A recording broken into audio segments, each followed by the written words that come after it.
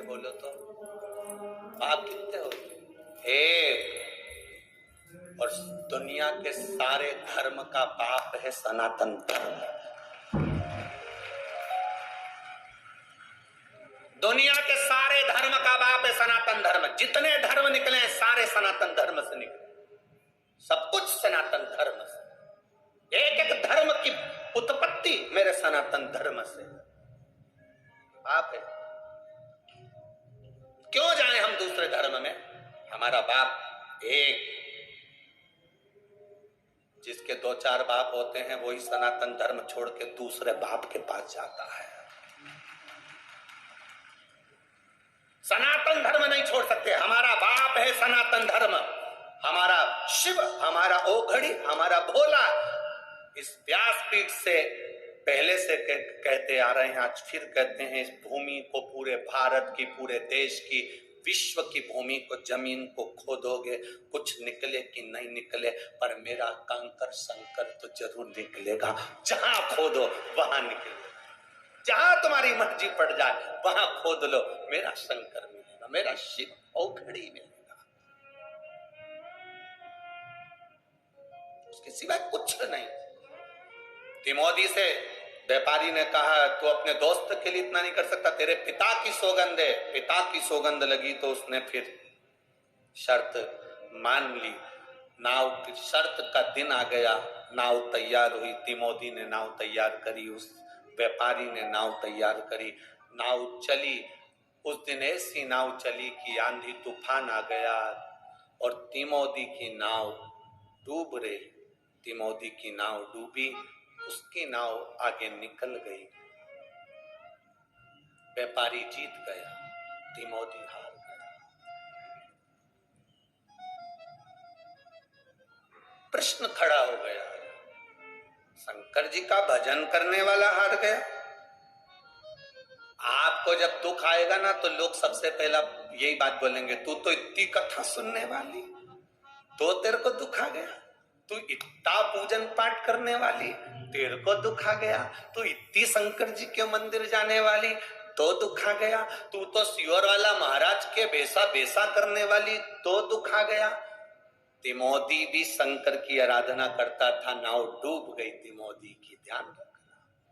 कोई तुमसे कहे तू इतना भजन करने वाली और तुझे दुख आ गया, तो उससे कहना, ये दुख याद रखना मेरा अपना है।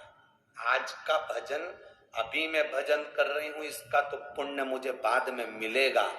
जो मैं पूर्व में कर कर आई हूं वो तो मुझे आज ही भोगना पड़ेगा। पूजन कर कर भी दुख मिल रहा है, कष्ट मिल रहा है, तकलीफ मिल रही है, तो समझ लेना, टेंशन मत लेना, यह पूर्व का कष्ट आज भोग रहे हम, पर आएगा समय अच्छा सुख का अनुभव भी हमको होगा। खाने के बाद में आम की गुठली को कहीं पर पटक दो, वो थोड़े दिन के बाद बारिश का पानी लगेगा तो वृक्ष तो उत्पन्न होगा। तुम शंकर जी के मंदिर में जल चढ़ा रही हो, बेलपत्र चढ़ा रही हो, तुमने बीज बो दिया, फल तो मिलेगा। चिंता मत करना, थोड़ा समय लग सकता है। तिमोदी हार गया। व्यापारी आया, 10 नाव मंगी, तो हाथ, तेरे हाथ अब मुझे दे दे, ये भुजाएं मुझे दे दो। हार गए तुम, क्योंकि हाथ से ही तो नाव चलाता है। ईर्षा थी ना अंदर, वो ईर्षा बर्बाद का कारण बनती है। वो ईर्षा ही तो है अंदर। कई लोग हैं जिनके अंदर ईर्षा झलकती रहती 24 घंटे। कैसे?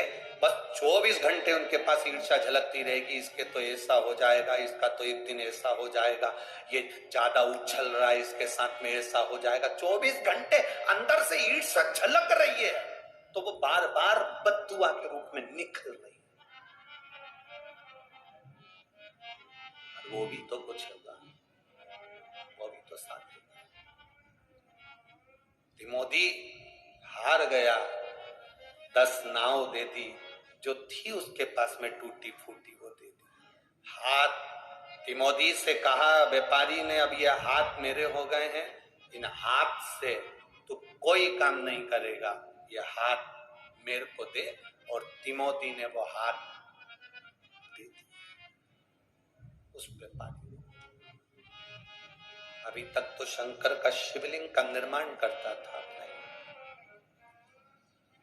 घर में कोई था नहीं, अकेला था तिमोथी। भोजन अब कौन दे, और खाए तो खाए किससे, हाथ तो चले गए।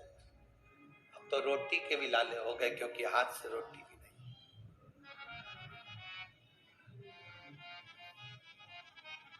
आपको कहा था, शंकर भगवान को आपने जितना समय दिया है, शंकर भगवान उतना समय आपको देते हैं। भगवान के कथा में जितना आपने समय दिया है, भगवान उतना समय आपको देते हैं। ये कल की कथा में कहा था। तिमोथी ने जिन हाथ से पार्थिव शिवलिंग का निर्माण करा था, पूजन करी थी, तिमोथी ने जिन हाथ से भगवान का पूजन किया, तिमोथी ने जिन हाथों से भगवान का पूजन करा, वो हाथ तो उसके चले गए। अब रोटी कौन दे? व्यापारी हंसता हुआ बोला, जिन हाथों पर तेरा बल था, वो हाथ अब मेरे हो गए। तिमोथी, अब क्या तेरा शंकर आएगा तुझको रोटी खिलाने के लिए? तेरा महादेव आएगा।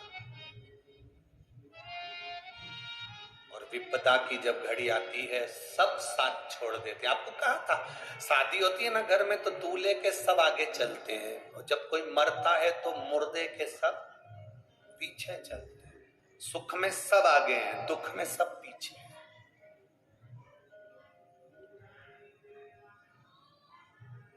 दुख में सब पीछे, सुख में सब आगे। दूल्हे के सब आगे, मरने पर पीछे हो जाते हैं लोग, साथ कोई नहीं देता। जितने गांव के लोग थे, किसी ने तिमोथी को 2 रोटी तक नहीं, कौन खिलाए अपने हाथ से? हाथ चले गए इसके तो। अपने हाथ से रोटी कौन खिलाएगा? कौन दे रोटी? कौन खिलाए? कहा, आएगा तेरा शंकर, आएगा तेरा ओगरदानी, आएगा तेरा शिव भोजन देने के। तिमोथी की आंख से आंसू बह रहे थे। 4 दिन निकल गए, तिमोथी ने कुछ नहीं खाया, पानी भी नहीं पी सकता, क्योंकि हाथ तालाब के किनारे जाए, थोड़ा सा मुंह डालकर पानी पिए।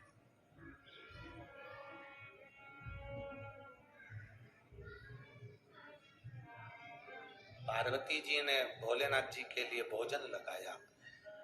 शिव जी भोजन करने के लिए जब बैठे, भोजन का स्पर्श मेरे महादेव जी ने करा। स्पर्श कर कर मेरे भोलेनाथ स्पर्श कर अपने मस्तक पर से बेलपत्र को उठाकर नेत्रों से लगाकर जल का सींचन कर कर महादेव ने उस भोजन के पात्र पर बेलपत्र को समर्पित कर दिया। बेलपत्र आज भी हमारे विद्वज्जन, भूदेव, ब्राह्मण जब भगवान शंकर को भोग लगवाते हैं तो एक बेलपत्र भोजन में डाल देते हैं, प्रसाद में डाल देते हैं। उसका कारण क्या है? मेरे महादेव ने भी भोजन के पात्र में बेलपत्र को उठाकर जल सींचन कर कर उस भोजन में डाल दिया।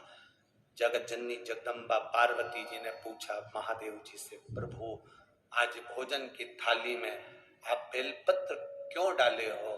शंकर भगवान कहते हैं, एक बेलपत्र में 33 कोटि देवी देवता विराजमान है पार्वती। ये 33 कोटि देवी देवता का जो भजन करने वाले हैं, कोई राम भजेगा, कोई कृष्ण भजेगा, कोई देवी भजेगा, कोई दत्त भजेगा, कोई शनि महाराज को पूछेगा, कोई राम जी को पूछेगा, कोई गुरु महाराज को पूछेगा, कोई पृथ्वी को पूछेगा, कोई अग्नि को पूछेगा, कोई आकाश को पूछेगा। 33 कोटि देवी देवता इस बेलपत्री में है। 33 कोटि देवी देवता का जो भजन करता होगा